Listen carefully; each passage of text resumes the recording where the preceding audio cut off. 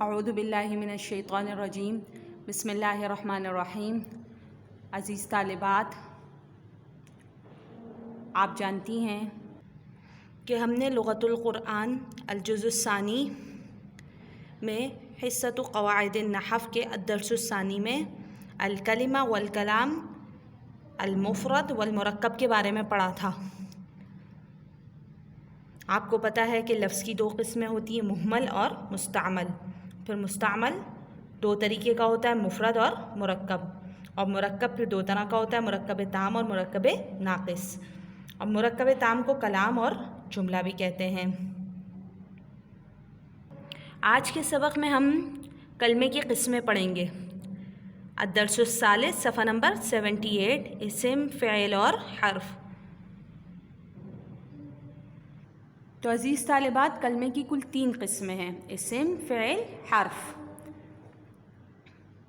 یعنی کہ کلمہ ان تینوں حالتوں میں سے کسی ایک حالت سے خالی نہیں ہو سکتا، یا تو کلمہ اسم ہوگا، یا فعل ہوگا، یا حرف ہوگا۔ اب اسم کسے کہتے ہیں؟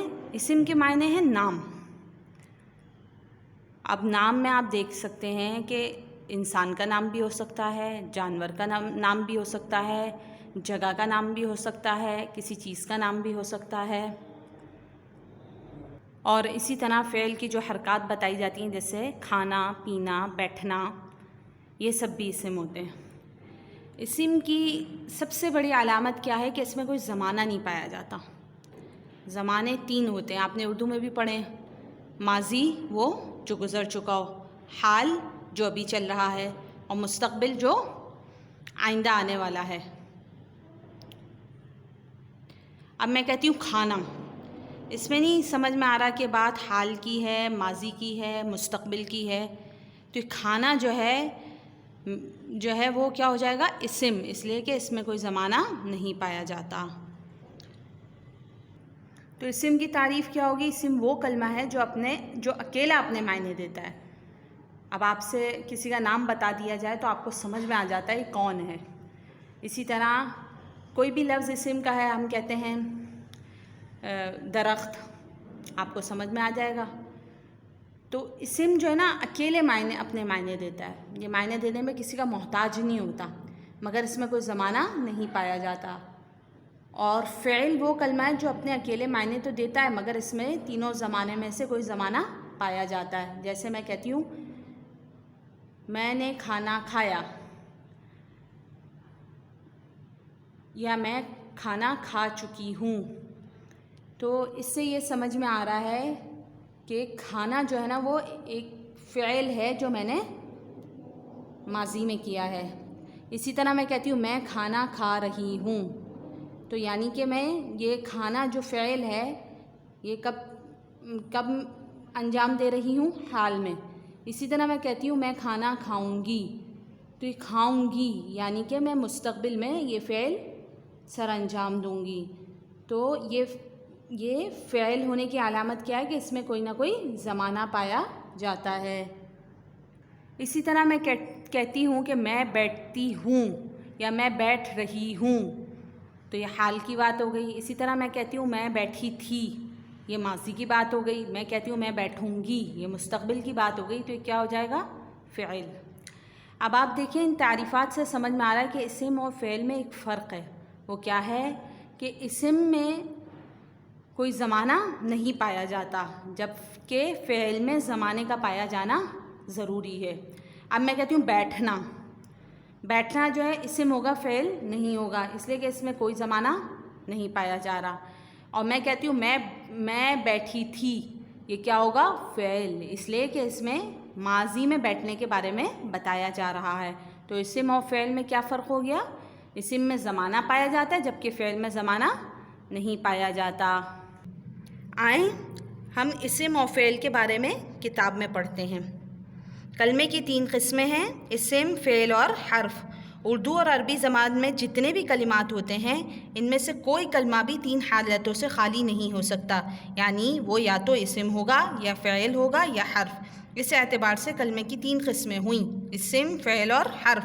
اسم وہ کلمہ ہے جو اکیلے اپنے معنی دیتا ہے مگر اس میں کوئی زمانہ، ماضی، حال، مستقبل نہیں پایا جاتا۔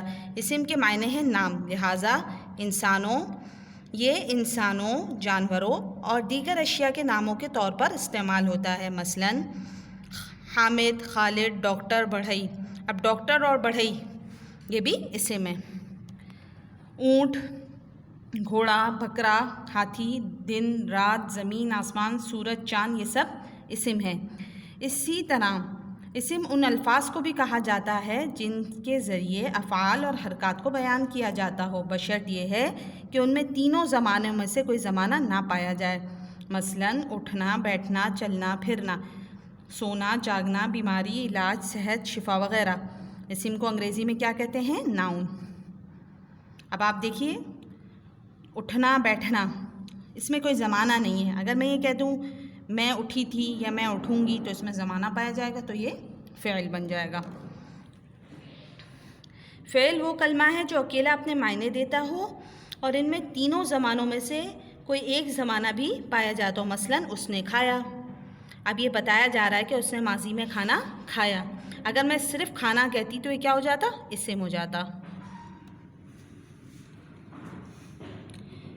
زمانہ یا وقت کی تین قسمیں ہیں۔ ایک وہ زمانہ جو گزر گیا، اس کو ماضی کہتے ہیں۔ دوسرا وہ زمانہ جو گزر رہا ہے، اس کو حال کہتے ہیں۔ تیسرا وہ زمانہ جو آئندہ آنے والا ہے، اسے مستقبل کہتے ہیں۔ وہ کرتے ہیں اب جو نہ کیا تھا نہ کریں گے۔ کرتے ہیں اب کس کی بات ہو گئی؟ حال کی۔ جو نہ کیا تھا کیا ہو گیا؟ ماضی۔ نہ کریں گے کیا ہو گیا؟ مستقبل۔ اس مصرعے میں تینوں زمانوں کی مثالیں ہیں، ماضی، حال، مستقبل کی۔ فعل کو انگریزی میں ورب کہتے ہیں۔ اسم اور فعل میں فرق۔ اسم اور فعل میں اتنا ہی فرق ہے کہ اسم میں زمانہ نہیں ہوتا جبکہ فعل میں زمانے کا ہونا ضروری ہے۔ مثلاً جب ہم صرف بیٹھنا کہتے ہیں تو یہ اسم ہے، اس لیے کہ اس میں کسی انسان کے ایک کام، ایکشن کو بغیر زمانے کے بتایا گیا ہے۔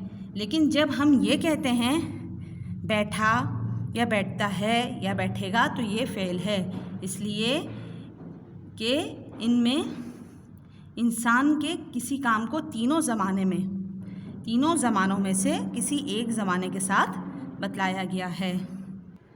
امید ہے کہ آپ نے دونوں اسم اور فعل کی تعریفات اچھی طرح سمجھ لی ہوں گی۔ حرف کی تعریف انشاءاللہ ہم اگلی کلاس میں پڑھیں گے۔ آج کے لیے بس آپ کا ہوم ورک یہی ہے کہ آپ اسم اور فعل کی تعریف یاد کر لیں۔ اس کے ساتھ ہی اگلے سبق تک کے لیے اللہ حافظ۔ السلام علیکم ورحمۃ اللہ وبرکاتہ۔